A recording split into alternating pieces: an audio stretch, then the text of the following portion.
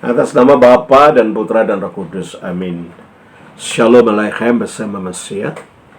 Selamat bertemu kembali saudara dengan saya Episkop Daniel dari Nikopolis. Kita akan melanjutkan acara kita dengan menjawab pertanyaan-pertanyaan yang saudara sudah kirim. Pertanyaan yang kita jawab adalah berasal dari saudara Wangkai Bungke. Pertanyaannya, Salam Aleichem. Waalaikumsalam. Mau bertanya Romo, apakah perbedaan fatalisme sama dengan berserah kepada Tuhan? Fatalisme itu adalah suatu sikap yang menganggap bahwa segala sesuatu itu sudah ditakdirkan oleh Allah sedemikian rupa, sehingga tidak ada kemungkinan apapun kita untuk mengubah nasib yang menimpa diri kita. Jadi sehingga pada akhirnya yang ada cuma putus asa, ya sudah, ini sudah ditentukan Tuhan, tidak ada yang aku dapat perbuat. Nah, itu fatalisme. Nah, ini berbeda dengan berserah kepada Tuhan. Berserah kepada Tuhan itu artinya kita menyadari bahwa Tuhan itu ikut bekerja sama di dalam segala sesuatu yang kita lakukan, di dalam peristiwa-peristiwa atau keberadaan yang menimpa diri kita. Coba kita baca dalam Roma 8 ayat 28. Kita tahu sekarang bahwa Allah turut bekerja dalam segala sesuatu. Allah turut bekerja dalam segala sesuatu untuk mendatangkan kebaikan. Untuk mendatangkan kebaikan. Ini beda kan dengan fatalisme. Fatalisme itu sesuatu yang buntu, gelap, tidak ada harapan apa-apa. Karena Allah sudah mentakdirkan, kita tidak bisa berbuat apa-apa, jalan keluar tidak ada, sudah buntu.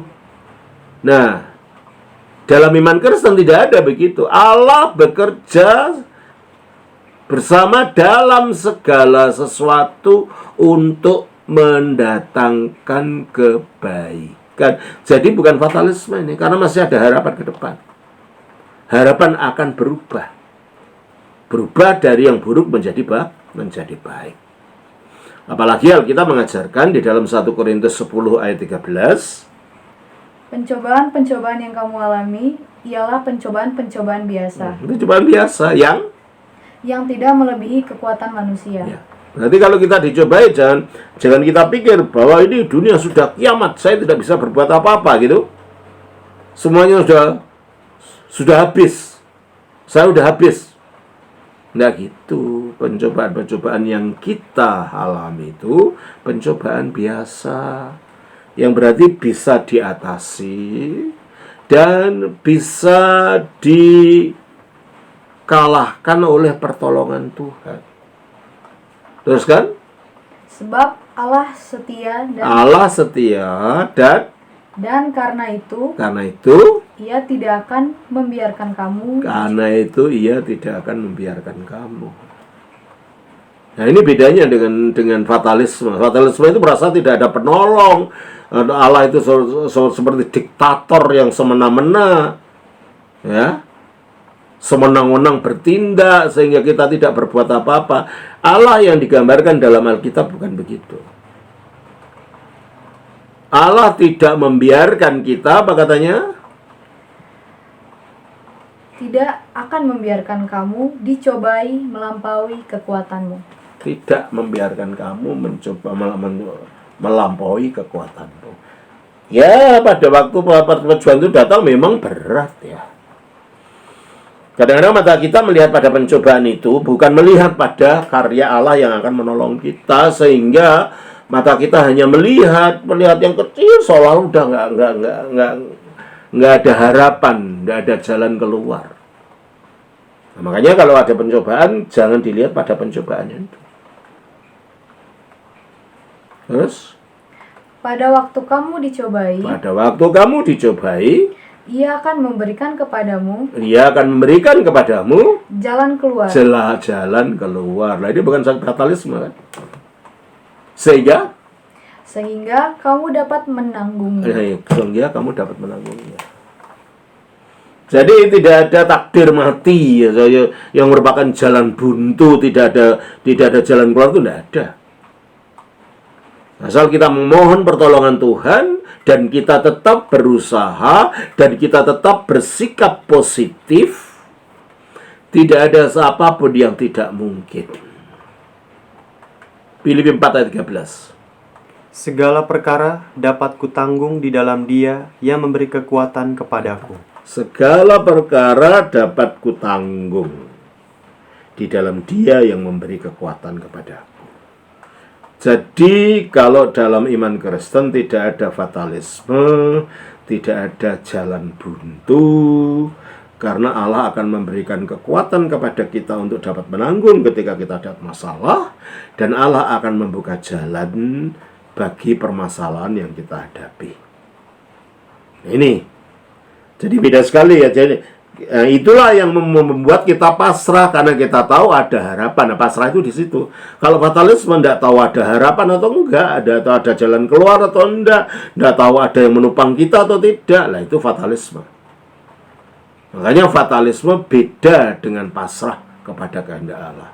Kalau pasrah kepada kehendak Allah itu adalah sikap untuk mempercayai, ya sudah Allah, kerjakanlah apa yang kau kerjakan dalam hidupku. Aku menunggu sampai engkau membuka jalan. Dengan demikian kita tidak putus asa, kita tetap punya harapan. Oleh karena itu, kita diperintahkan di dalam 1 Tesalonika 5 ayat yang 18. Mengucap syukurlah dalam segala hal. Mengucap syukurlah dalam segala hal. Jadi bukan kalau pas punya mendapatkan karunia, mendapatkan uang umpamanya, ya, menemukan dompet isinya ada ratusan miliar dolar di dalamnya, baru kita bisa mengucap syukur. Tetapi ketika kehilangan pacar, wah, ditinggal pacar, wah, kita menangis melolong-lolong seperti anjing dilempar batu. Nah, itu sikap yang enggak baik. Maka dikatakan mengucap syukurlah dalam segala hal. Kita mendapatkan yang baik, kita yang mendapatkan jelek, kita tetap mengucapkan syukur. Terus, sebab itulah yang dikehendaki Allah. Itu yang dikehendaki Allah di dalam Kristus Yesus bagi kamu. Kristus Yesus bagi kamu. Jadi kalau kita menghadapi masalah-masalah yang mungkin kita merasa berat, jangan menyalahkan Allah, jangan putus asa, jangan tidak percaya, tetap beriman. Karena jalan keluar dijanjikan. Ibrani pasal 11 ayat 6. Tetapi tanpa iman tidak mungkin orang berkenan kepada Allah. Ya, tanpa iman orang tidak mungkin berkenan kepada Allah. Sebab barang siapa berpaling kepada Allah, ya, ia harus percaya bahwa Allah ada. Nah, bahwa Allah ada itu pertama. Jadi dia tahu apa yang terjadi pada kita. Bahwa dia membiarkan kita mengalami itu, ya mungkin dia sedang menguji kita supaya makin naik tingkat kepasrahan kita, makin naik kesabaran dan ketabahan kita ketika menghadapi permasalahan itu. Terus, dan bahwa Allah memberi upah kepada orang yang sungguh-sungguh mencarinya. Nah, supaya kita sungguh-sungguh mencarinya, baru diberi upah. Ini loh, aku beri upah. Ini loh masalahmu, aku selesaikan. Sehingga di dalam segala sesuatu kita akan bersikap positif, melihat pada pertolongan yang akan disediakan Allah untuk kita, dan kita tidak putus asa. Oleh karena itu, di dalam masyarakat modern seperti di Jepang, di Amerika, negara-negara yang kaya itu, karena orang sekarang sudah tidak memperdulikan Tuhan. Ada masalah sedikit bunuh diri. Yang bunuh diri banyak anak muda-muda loh. Kenapa?